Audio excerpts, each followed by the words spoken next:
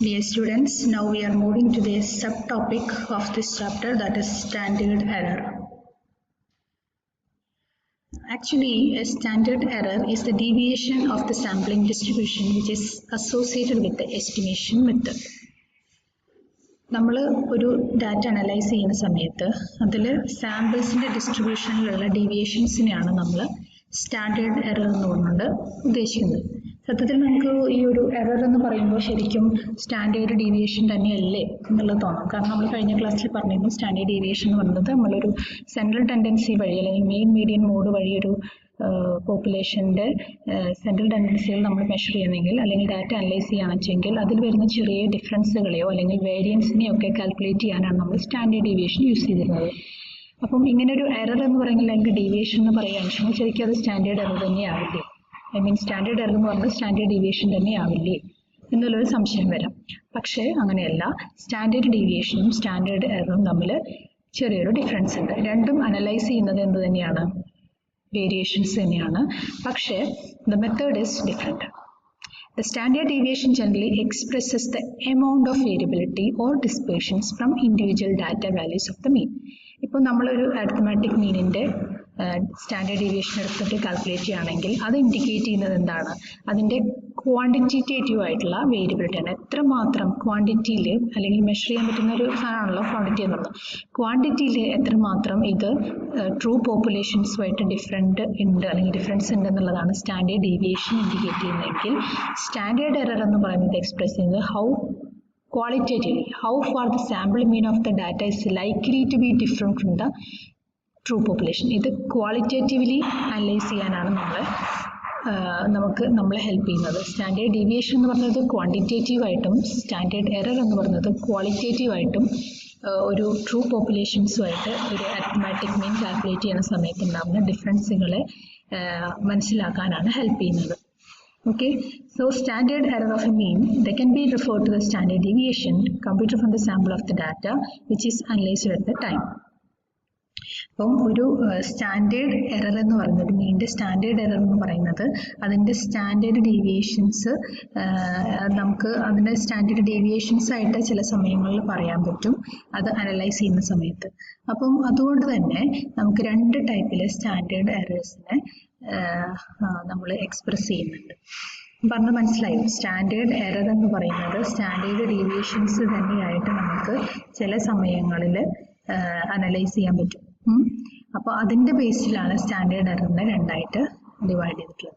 Standard error എന്ന് പറയുന്നത് qualitative ആയിട്ടുള്ള ഡിഫറൻസ് കാണാനും സ്റ്റാൻഡേർഡ് ഡീവിയേഷൻ എന്ന് പറയുന്നത് ക്വാണ്ടിറ്റേറ്റീവ് ആയിട്ടുള്ള ഡിഫറൻസ് കാണാനും വേണ്ടിയിട്ടാണ്. പക്ഷേ ചില ടൈമുകളിൽ സ്റ്റാൻഡേർഡ് ഡീവിയേഷനും സ്റ്റാൻഡേർഡ് എററും ഏകദേശം ഒരുപോലെയായിട്ട് വരും.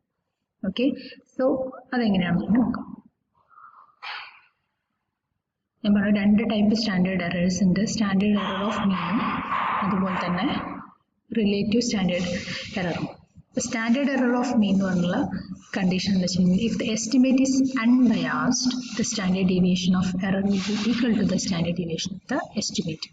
അപ്പോൾ നമ്മൾ പ്രത്യേകിച്ച് ഒരു മുൻവിധിയൊന്നും ഇല്ലാണ്ട് ഒരു എസ്റ്റിമേറ്റർ നമ്മൾ standard deviation of error calculate ചെയ്യുകയാണെന്നുവെച്ചെങ്കിൽ ചിലപ്പോൾ അതിൻ്റെ സ്റ്റാൻഡേർഡ് ഡീവിയേഷൻ ഓഫ് എററും സ്റ്റാൻഡേർഡ് ഡീവിയേഷനും ഒരുപോലെ വരും.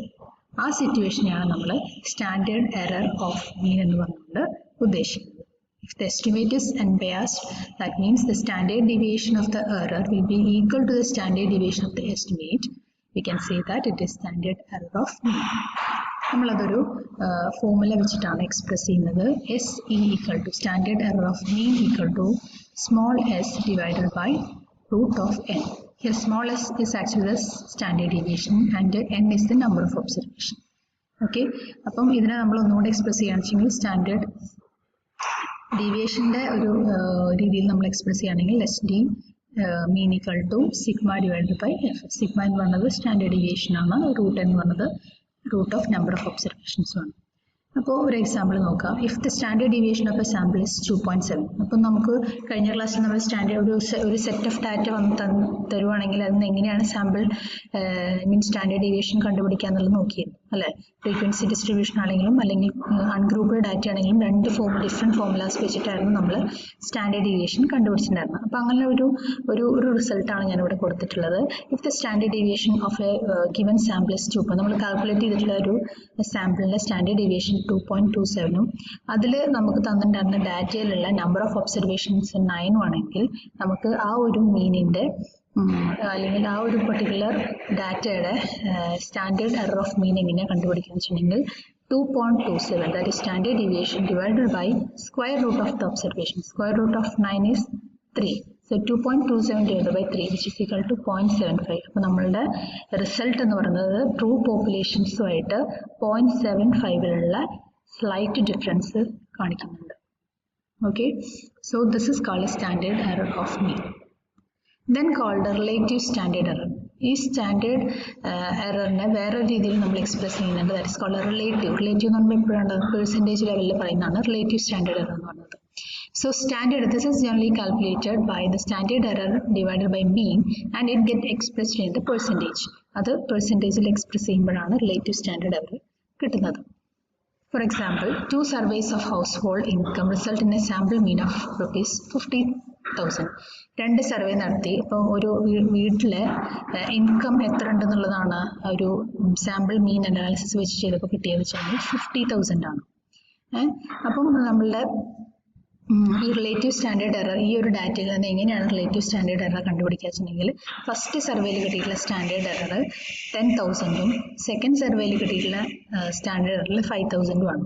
അപ്പോൾ relative standard error of first sample അല്ലെങ്കിൽ ഫസ്റ്റ് സർവേ എങ്ങനെ കാൽക്കുലേറ്റ് ചെയ്തിട്ടുണ്ടെങ്കിൽ ഫസ്റ്റ് സർവേയുടെ സ്റ്റാൻഡേർഡ് എറർ ഡിവൈഡ് ബൈ നമുക്ക് സാമ്പിൾ മീൻ എത്രയായിരുന്നു കിട്ടിയിരുന്നത് 50,000. So you will get 0.2 into 100, so it is 20%. രണ്ടാമത്തെ സർവേൻ്റെ എങ്ങനെ കിട്ടുക റിലേറ്റീവ് സ്റ്റാൻഡേർഡ് എറർ എങ്ങനെ കിട്ടുക അതിൻ്റെ സ്റ്റാൻഡേർഡ് എറർ എത്രയായിരുന്നു 5,000 ഡിവൈഡഡ് ബൈ ദ ടോട്ടൽ എത്രയായിരുന്നു അതിൻ്റെ ടോട്ടൽ മീൻ എന്ന് പറയുന്നത് 50,000 ആണ്. So 500 divided by 50,000 that is 0.1 into 100, so we'll get 10%. അപ്പോൾ ഈ standard എററിനെ when it is divided by mean and it get expressed in the percentage, you will get the relative standard error. So these are the two different types of standard errors.